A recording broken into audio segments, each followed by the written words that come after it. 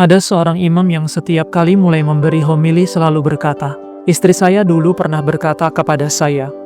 Hal ini membuat orang-orang bingung karena imam tidak memiliki istri. Bagaimana mungkin ia memulai homili dengan kalimat seperti itu? Pastor Probo Fakarini adalah seorang ayah, imam, ayah dari para imam, dan juga seorang veteran Perang Dunia Kedua. Dan ia pernah berjumpa dengan Padre Pio. Pastor Probo Fakarini lahir pada tahun 1919 di Rimini, Italia. Saat berusia sekitar 19 tahun, ia direkrut masuk tentara Italia untuk berperang di Perang Dunia Kedua dan ditempatkan di Rusia. Banyak teman seperjuangannya yang gugur, tetapi ia selamat. Setelah perang usai, ketika berusia di akhir 20-an, ia mulai memikirkan masa depannya. Suatu hari ia bertemu teman lamanya sesama prajurit yang dulunya dikenal sebagai pria yang tampan dan punya segalanya, tetapi selalu murung dan tertekan. Namun hari itu temannya tampak gembira sekali. Ia pun bertanya rahasianya. Temannya menjawab, "Aku pergi mengaku dosa kepada Padre Pio, dan setelah pengakuan dosa itu, hidupku berubah total." Selanjutnya Pastor Fakarini menceritakan pengalaman perjumpaannya dengan Padre Pio. "Awalnya saya tidak tahu siapa itu Padre Pio. Ketika saya melihat Padre Pio yang tangan dan kakinya berlubang, hal itu membuat saya sangat terkesan. Saya berangkat pagi-pagi sekali naik kereta ke San Giovanni Rotondo.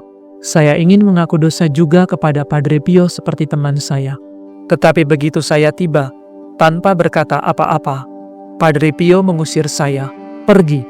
Saya terkejut dan kecewa, bertanya dalam hati, "Kenapa pergi?"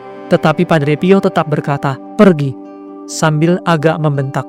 Saya pun pulang, namun sekitar 40 hari kemudian saya kembali lagi. Kali ini Padre Pio memanggil saya dan mendengarkan pengakuan dosa saya. Saat itu saya mulai mengerti siapa itu Padre Pio. Ia mengatakan semua yang harus saya lakukan, seolah-olah sudah membaca seluruh kisah hidup saya.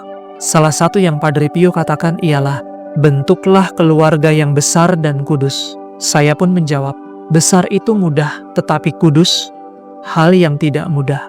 Padre Pio agak keras terhadap saya, karena tahu saya akan menanggapi dengan serius. Ia membuat saya tetap tenang, namun kadang mengasari saya. Tetapi saya tahu, itu dilakukannya karena ia sayang kepada saya. Untuk kedua kalinya saya mengunjungi Padre Pio kembali, dan ketika itu saya masih belum bertunangan. Padre Pio pun berkata, "Cepat menikah, cepatlah." Akhirnya, Pastor Fakarini bertemu dengan seorang wanita bernama Anna Maria Vanucci, seorang gadis yang rajin dan setia mengikuti Ekaristi. Mereka menikah dan Tuhan memberkati mereka dengan 7 anak. Keempat putranya masuk seminari dan menjadi imam, dan dari ketiga putrinya, 1 menjadi suster awam. Namun setelah 18 tahun menikah, istrinya meninggal. Saat itu Fakarini berusia 51 tahun. Karena pernikahannya telah dipisahkan oleh maut, ia bebas hidup membiara atau melajang. Anak-anaknya yang sedang di seminari mendorongnya menjadi diakon. Ia pun belajar teologi dan ditabiskan menjadi diakon tetap dan melayani penuh waktu di gereja. Suatu hari, dalam sebuah misa di San Giovanni Rotondo, ia merasakan seolah mendengar suara Padre Pio berkata, "Kamu akan menjadi imam." Setelah berdiskusi dengan gereja dan keluarganya, pada usia 69 tahun, Fakarini ditabiskan menjadi imam Katolik. Ia menulis 15 buku dan aktif melayani. Putra sulungnya yang juga seorang imam mengatakan, Pastor Fakarini baginya adalah ayah, anak, dan saudara.